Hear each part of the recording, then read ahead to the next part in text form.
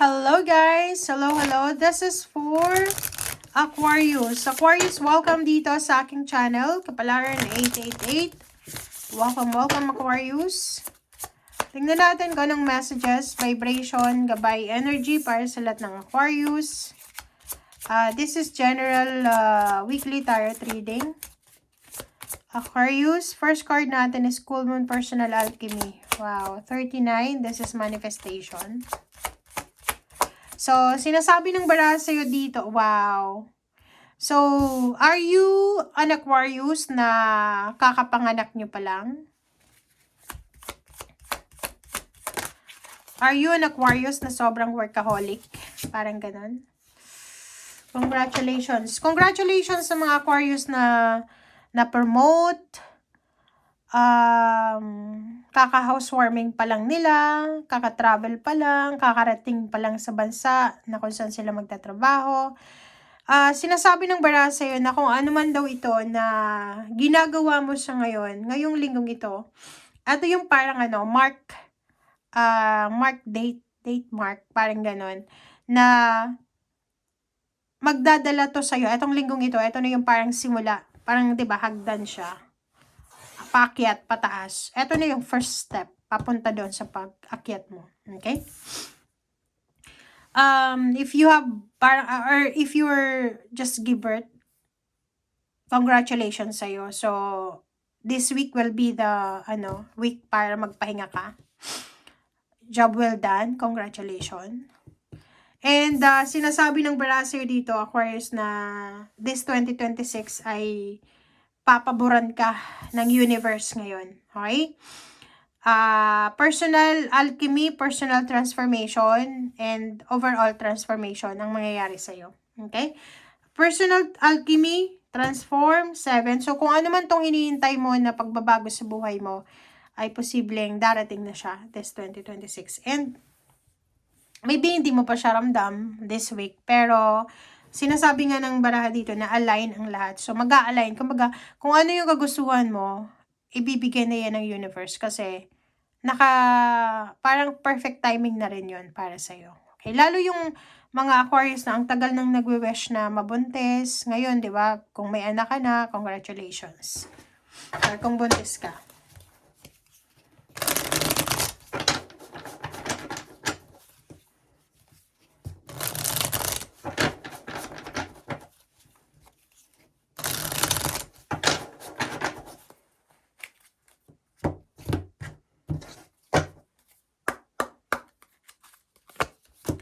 Okay.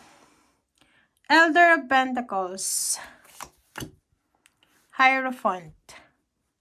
So, dito sa barahang to, sinasabi ng baraha na congratulations, Aquarius, because meron ditong good news na posibleng good news from someone. Etong Hierophant na to is, this is parang someone siya na mentor mo, allies, kakampi, 'di ba?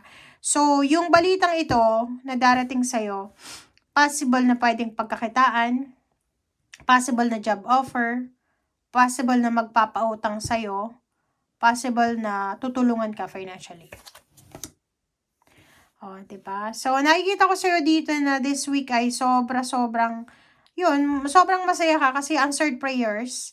Lalo na kung baby yan, new job, new place of work, 'di ba? Financial help or kano pa man. So, marami kang mararamdaman ngayon, parang mixed emotions. Sobrang happiness na hindi mo alam kung saan nagsisimula yung happiness na nararamdaman mo. Ten of Swords, doon sa mga Aquarius na may mga galit, hinanakit, mga grudges and resentments, sinasabi ng baraha sa'yo na kailangan mo nang alisin yan kasi alam mo minsan yung mga baggages natin, yung mga resentments, grudges na yan, ay bagahe yan eh. Mga bagahe yan sa araw-araw natin na mabigat eh. So, kailangan nating alisin na yan, diba? Ibaba mo na yung bagahe na yan. So, let go, let God, let it flow. Forgive, and never forget. Okay. Wheel of Fortune. Alam mo kung bakit never forget? Kasi para hindi ka na maulit na masaktan ulit. Wheel of Fortune, so, Wheel of Fortune, Transform, Personal Alchemy, pare-pareho lang naman sila. So, there's a transformation, triple transformation na posibleng mangyari. Karma, good karma, justice, contract signing, kung may kaso kang ipapanalo, mananalo ka, documents, paperworks, parang nakafocus ka sa contract, may kakasal, pwedeng may kakasal, merong magpapabinyag, okay? So, maraming magic, unexpected na mangyayari sa buhay mo and then sa love life mo. Especially if you're married sa OFW. So, maraming mga unexpected twist ang posibleng mangyari. Okay. Ano pa ba? Okay, Seven of Pentacles. So, you're waiting for a lump sum of money. Are you waiting for money or job offer? Guardian of Wands. So, sinasabi ng bara sa atin na may pera ka, may trabaho ka, may source of income ka, source of inspiration, motivation. Yung parang may motivation ka everyday para magtrabaho. Sinasabi ng barahan na protectionan mo yan. Kasi minsan, hindi tayo nagiging consistent sa pagiging motivated natin. So, from time to time, mga panahon na na-stress tayo, na-depress. But sinasabi ng bara sa'yo na kailangan mong proteksyonan. It's either your job, your love life, your family, your business, if you have business. There's a wedding na posibleng mangyari.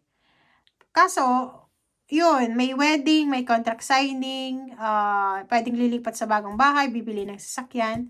Kaso may the devil dito. There's a Capricorn na sagabal siya. Okay? Pwedeng siya yung siya yung sagabal sa mga plano mo. Na ini-evil eye niya. Ten of Wands. Nakikita ko sa'yo dito, oh. 'Di ba? So, parang multitasker ka dito. Magmo-multitask ka. So, maybe you're a businesswoman or businessman. At the same time, you're head of the family. May bagong baby. Ganyan, ganito. So, new beginnings talaga. So, there's a new baby. Pwedeng yung anak mo ay mag-high school na this year.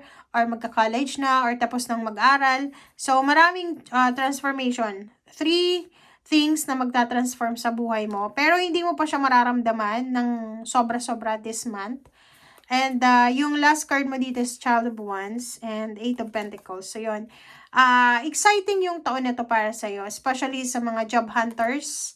Doon sa mga naghahanap ng mga additional finances or financial help. Parang ganun. Additional financial help. Ba yun? Doon sa mga gustong magkaroon ng part-time, online jobs, or anything. Sinasabi ng barahan na lahat possible sa taong ito. Okay? So, sky is the limit. Okay guys, thank you guys for watching. Bye!